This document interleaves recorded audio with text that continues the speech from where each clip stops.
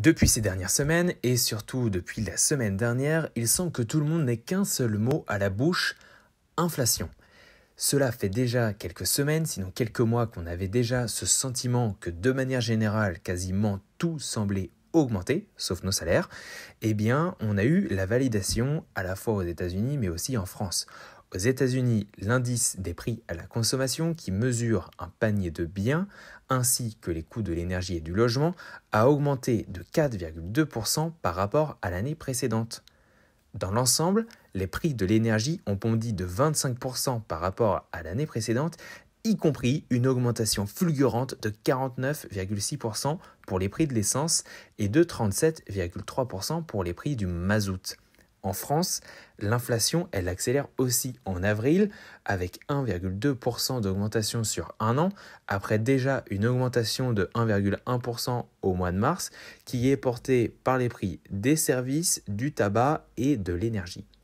En avril, la hausse des prix est tirée par l'énergie avec plus 8,8%, notamment tirée par les prix des produits pétroliers avec plus 13,9%, qui progressent encore plus vite, encore plus loin, encore plus haut, encore plus fort que ceux du gaz naturel de ville avec plus 9,5%, tandis que les prix de l'électricité, eux, augmentent également au même rythme que le mois dernier avec plus 3%.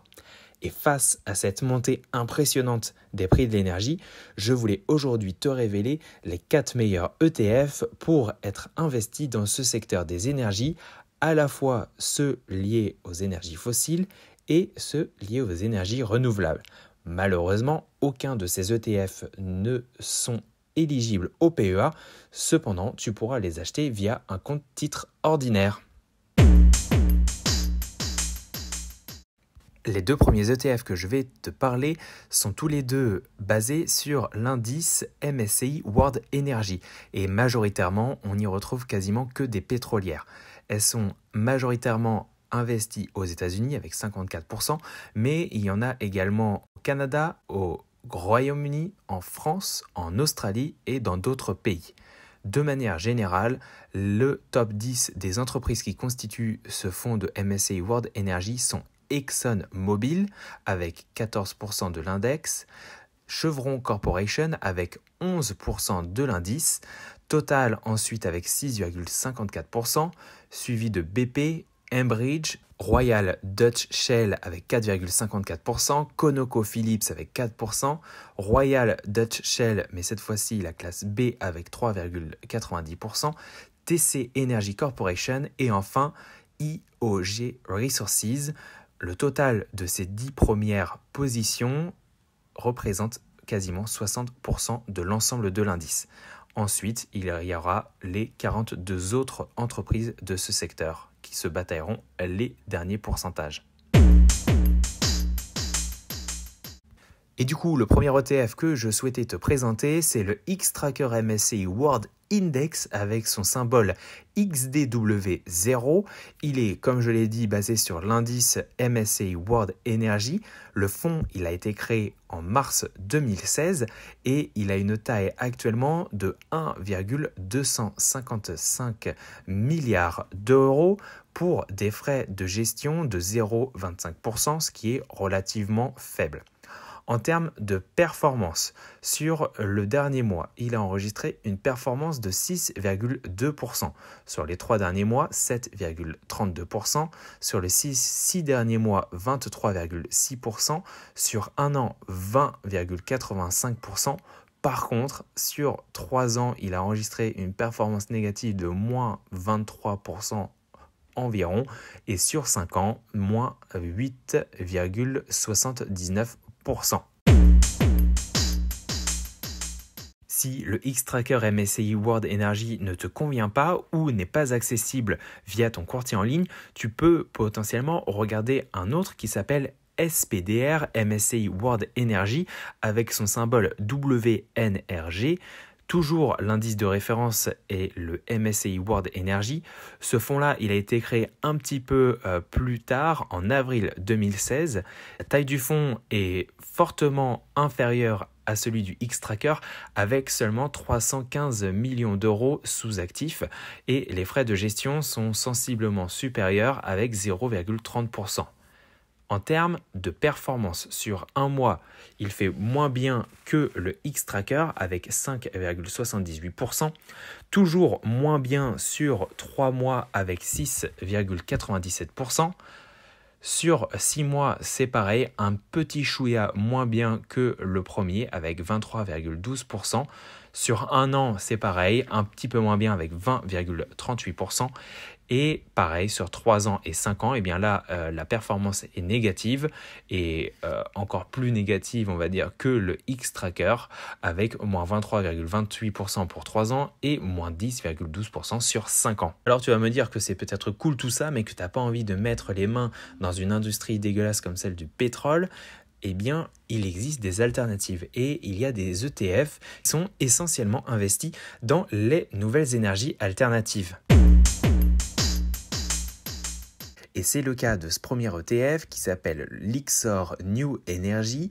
Son symbole est NRJ, comme la station de radio. L'indice de référence est le World Alternative Energy, le WAEX. Et cet indice est calculé à partir d'une sélection de 40 des plus grandes entreprises mondiales qui opèrent dans les secteurs des énergies renouvelables, des énergies distribuées ou de l'efficacité énergétique. Elles tirent au moins 40% de leurs revenus des activités liées aux énergies alternatives et chaque valeur y est pondérée par sa capitalisation boursière, mais aucune de ces actions ne peut représenter plus de 15% de l'indice afin de maintenir une diversification efficace. Le fonds a été créé en octobre 2017 et sa taille est de 1,28 milliard d'euros. Ses frais de gestion y sont un petit peu élevés avec 0,60%, mais sa performance, tu vas voir, est plutôt intéressante. C'est sûr que le dernier mois n'a pas été terrible avec moins 7,54%, mais sur un an, le fonds a enregistré une performance de 40%. Sur 3 ans, encore mieux avec 82%. Sur 5 ans, une performance de 140%. Et depuis la création du fonds, il a enregistré une performance de 106%.